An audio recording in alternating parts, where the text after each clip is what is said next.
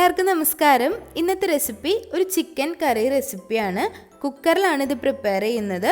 സാധാരണ ചിക്കൻ കറിയിൽ നിന്ന് വ്യത്യസ്തമായിട്ട് ഒരു സ്പെഷ്യൽ ആയിട്ടുള്ള ചിക്കൻ കറിയാണ്.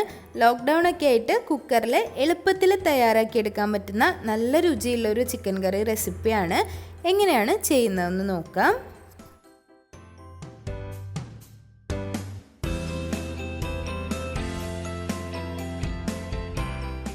1 കിലോ ചിക്കനാണ് ഈ ഒരു ചിക്കൻ കറി തയ്യാറാക്കാൻ വേണ്ടി എടുക്കുന്നത്.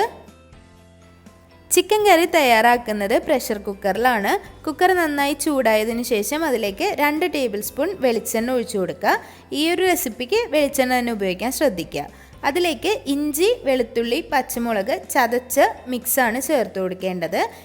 ഏകദേശം ഒരു 20 അല്ലി വെളുത്തുള്ളി, 2 ഇഞ്ച് കനത്തിലുള്ള ഇഞ്ചി, ഒരു 2-3 പച്ചമുളക്. എരിവിന് ആവശ്യത്തിനനുസരിച്ച് നിങ്ങൾക്ക് പച്ചമുളക് ചേർക്കാം. ഇത് നല്ലതുപോലെ വഴറ്റി കൊടുക്കുക. പച്ചമണം മാറുന്നിടം വരെ, നല്ലൊരു സ്മെല്ല് വരുന്നിടം വരെ ഇത് നല്ലപോലെ വഴറ്റിയെടുക്കുക.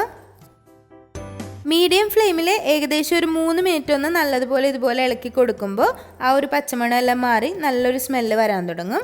ആ സമയത്ത് ഇതിലേക്ക് സവാള അരിഞ്ഞതാണ് ചേർത്ത് കൊടുക്കേണ്ടത്. 2 വലിയ സവാള ചേർത്ത് കൊടുക്കാം. ചെറുതായിട്ട് സ്ലൈസ് ചെയ്തിട്ട് ചേർത്ത് കൊടുക്കുക.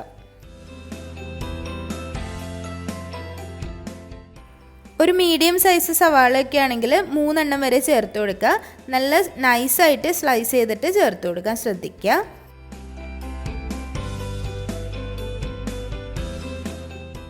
സവാള പെട്ടെന്ന് തന്നെ വഴറ്റിയെടുക്കാൻ ഈ ഒരു സമയത്ത് കുറച്ച് ഉപ്പ് കൂടി ചേർത്ത് നന്നായി ഒന്ന് മിക്സ് ചെയ്യാം.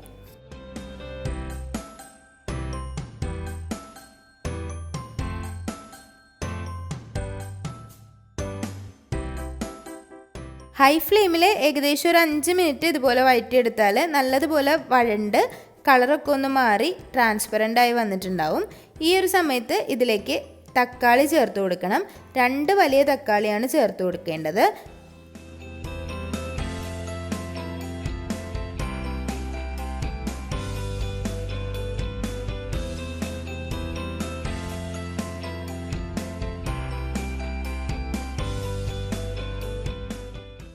തക്കാളി കൂടി ചേർത്ത് കൊടുത്തിട്ട് നല്ലതുപോലെ മിക്സ് ചെയ്യുക. നല്ലപോലെ വെന്ത് ഉടഞ്ഞു കിട്ടുന്നത് വരെ വഴറ്റിയെടുക്കുക.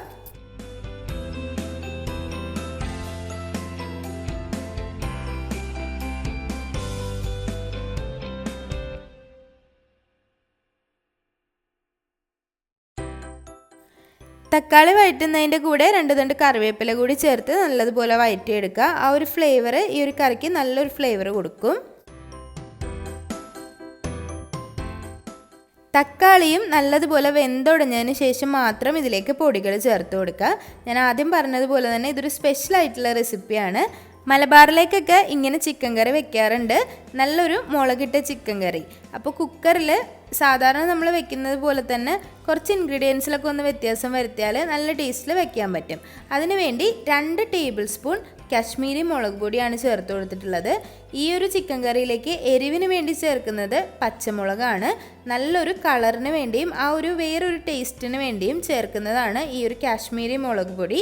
എരിവുള്ള മുളക് പൊടി ചേർക്കുന്നവരാണെങ്കിൽ വളരെ കുറച്ച് മാത്രം ചേർത്ത് കൊടുത്താൽ മതി. ഏകദേശം ഒരു 1/4 ടീസ്പൂൺ മാത്രം ചേർത്ത് കൊടുക്കുക. മുളക് പൊടി ഇതിൽ കൂടുതൽ ചേർക്കരുത്. ഏകദേശം ഒരു 2 ടേബിൾ സ്പൂണൊക്കെ മതിയാവും 1 കിലോ ചിക്കൻ എടുക്കുന്ന സമയത്ത്. മുളക് പൊടി ചേർക്കുമ്പോൾ കശ്മീരി മുളക് പൊടി തന്നെ ചേർക്കാൻ ശ്രദ്ധിക്കുക. എരിവുള്ള മുളക് പൊടി എടുക്കുന്നവരാണെങ്കിൽ 1/4 ടേബിൾ സ്പൂണോ മാത്രം ചേർത്ത് കൊടുക്കുക. 1 ടേബിൾ സ്പൂൺ മല്ലിപ്പൊടി ചേർത്ത് കൊടുക്കുക. 1/4 ടേബിൾ സ്പൂൺ മഞ്ഞൾപ്പൊടി ചേർത്ത് കൊടുത്തിട്ടുണ്ട്. 1/2 ടേബിൾ സ്പൂൺ കുരുമുളക് പൊടി ചേർത്ത് കൊടുക്കാം. ഇനി ഇതിലേക്ക് ചേർക്കേണ്ടത് ചിക്കൻ മസാലയാണ്. അതും ഒരിക്കലും ഒഴിവാക്കരുത്. ആ ഒരു ഏതെങ്കിലും ഒരു ബ്രാൻഡിൻ്റെ ചിക്കൻ മസാല ചേർത്ത് കൊടുക്കാം. ഞാനിവിടെ 1.5 ടേബിൾ സ്പൂൺ ചിക്കൻ മസാല ചേർത്ത് കൊടുത്തിട്ടുണ്ട്. ആവശ്യത്തിന് ഉപ്പ് ചേർത്ത് കൊടുക്കാം. ലോ ഫ്ലെയിമിൽ വെച്ചിട്ട് മാത്രം പൊടികൾ ചേർത്ത് കൊടുക്കുക. പൊടികൾ ചേർത്ത് കൊടുത്തതിന് ശേഷം നല്ലതുപോലെ മിക്സ് ആക്കുക. കുറച്ചധികം മസാലപ്പൊടികൾ ഉള്ളതുകൊണ്ട് തന്നെ കുറച്ച് നേരം എടുക്കും ഇതിൻ്റെ ആ ഒരു പച്ചമണമെല്ലാം മാറി കിട്ടാൻ. നല്ലതുപോലെ ആ ഒരു റോസ് സ്മെല്ലൊക്കെ പോയതിന് ശേഷം മാത്രം ബാക്കിയുള്ള ഇൻഗ്രീഡിയൻസ് ഇതിലേക്ക് ചേർത്ത് കൊടുക്കുക. നല്ലതുപോലെ മിക്സ് ആക്കിയതിന് ശേഷം 1 ടേബിൾ സ്പൂൺ വെളിച്ചെണ്ണ കൂടി ഇതിലേക്ക് ഈ ഒരു സമയത്ത് ചേർത്ത് കൊടുക്കണം.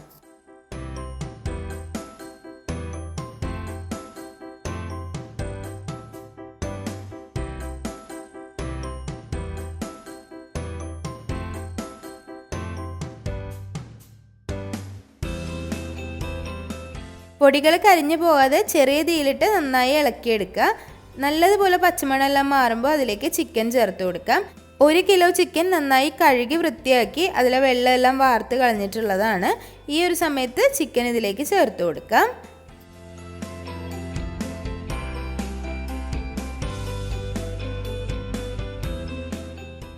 ചിക്കൻ ചേർത്ത് കൊടുത്തതിന് ശേഷം മസാലയായിട്ട് നല്ലപോലെ യോജിപ്പിച്ചെടുക്കണം.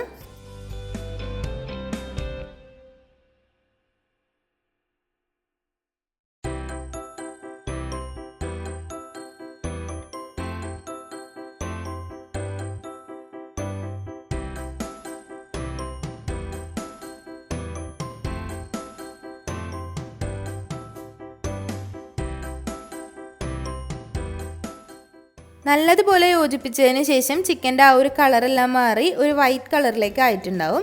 ആ ഒരു സമയത്ത് അതിലേക്ക് കുറച്ച് വെള്ളം ചേർത്ത് കൊടുക്കണം. ആദ്യം ഒരു 1/4 കപ്പ് വെള്ളം ചേർത്ത് കൊടുക്കുക. അതിനുശേഷം ഒന്നങ്ങ് മിക്സ് ചെയ്തിട്ടെടുക്കാം.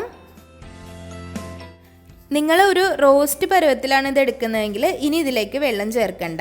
അതല്ല കുറച്ചുകൂടി കറിയായിട്ട് എടുക്കണം എന്നുണ്ടെങ്കിൽ ഇതിലേക്ക് ഒരു 1/2 കപ്പ് വെള്ളം കൂടി ചേർത്ത് കൊടുക്കണം. എന്നാൽ മാത്രമാണ് വെന്ത് വരുമ്പോൾ നല്ല ചാറോട് കൂടി നമുക്ക് കിട്ടുള്ളൂ. ഞാനിവിടെ 1/2 കപ്പ് വെള്ളം കൂടി ചേർത്ത് കൊടുക്കുന്നുണ്ട്. 1/2 കപ്പ് വെള്ളം കൂടി ചേർത്താലാണ് നല്ല കുറുകിയിട്ട് ചാറോട് കൂടി കിട്ടുക. ടോട്ടലായിട്ട് ഞാൻ 3/4 കപ്പ് വെള്ളമാണ് ഈ ഒരു ചിക്കൻ കറിയിലേക്ക് ചേർത്ത് കൊടുത്തിട്ടുള്ളത്. പിന്നെ ചിക്കനിൽ നിന്ന് ഇറങ്ങുന്ന കുറച്ച് വെള്ളം കൂടി ഉണ്ടാവും. വെന്ത് വരുമ്പോൾ ബാക്കിയുള്ള മസാലകളും കൂടി ചേർന്നിട്ട് നല്ല കുഴമ്പ് രൂപത്തിലുള്ള ചാറായിട്ടാണ് നമുക്ക് കിട്ടുക. ഈ ഒരു സമയത്ത് ഉപ്പ് നോക്കിയതിന് ശേഷം ഉപ്പ് ആവശ്യമുണ്ടെങ്കിൽ കുറച്ച് ഇട്ട് കൊടുക്കുക. കുറച്ച് കറിവേപ്പില കൂടി ചേർത്ത് കൊടുക്കാം. ഇനി ഇത് അടച്ച് വെച്ച് സ്ലോ കുക്ക് ചെയ്ത് വേവിച്ചെടുക്കുക. കുക്കർ ആയതുകൊണ്ട് തന്നെ ആദ്യം ഒരു വിസിലടിച്ചതിന് ശേഷം പിന്നീട് ലോ ഫ്ലെയിമിൽ വെച്ചിട്ട് ഒരു 2 വിസിൽ കൂടി അടുപ്പിക്കുക. അപ്പോഴേക്കും ഇത് നല്ലതുപോലെ വെന്തിട്ടുണ്ടാവും. വളരെ ഈസി ആയിട്ട് ഉണ്ടാക്കിയെടുക്കാൻ പറ്റുന്ന ഒരു കറിയാണ്. സാധാരണ കുക്കർ ചിക്കൻ കറികളിൽ നിന്ന് വ്യത്യസ്തമാണ്. ഇൻഗ്രീഡിയൻസ് ഒക്കെ സെയിം ആണെങ്കിലും ആ ഒരു അളവിലൊക്കെയാണ് വ്യത്യാസമുള്ളത്. അപ്പോൾ അത് ശ്രദ്ധിച്ച് നിങ്ങളൊന്ന് ചെയ്ത് നോക്കൂ. ഉറപ്പായിട്ടും ഇഷ്ടപ്പെടും. ചപ്പാത്തിക്കും അപ്പത്തിനും പൊറോട്ടയ്ക്കും ഗീ റൈസിന് ഒരു അടിപൊളി കോമ്പിനേഷനാണ്. എളുപ്പത്തിൽ റെഡിയാക്കി എടുക്കാം. കുക്കറിലാവുമ്പോൾ ഒരുപാട് നേരം എടുക്കില്ല. അപ്പോൾ എല്ലാവരും ട്രൈ ചെയ്ത് നോക്കുക. ട്രൈ ചെയ്ത് നോക്കിയിട്ട് അഭിപ്രായങ്ങളൊക്കെ കമൻറ്റ് ബോക്സിൽ അറിയിക്കുക.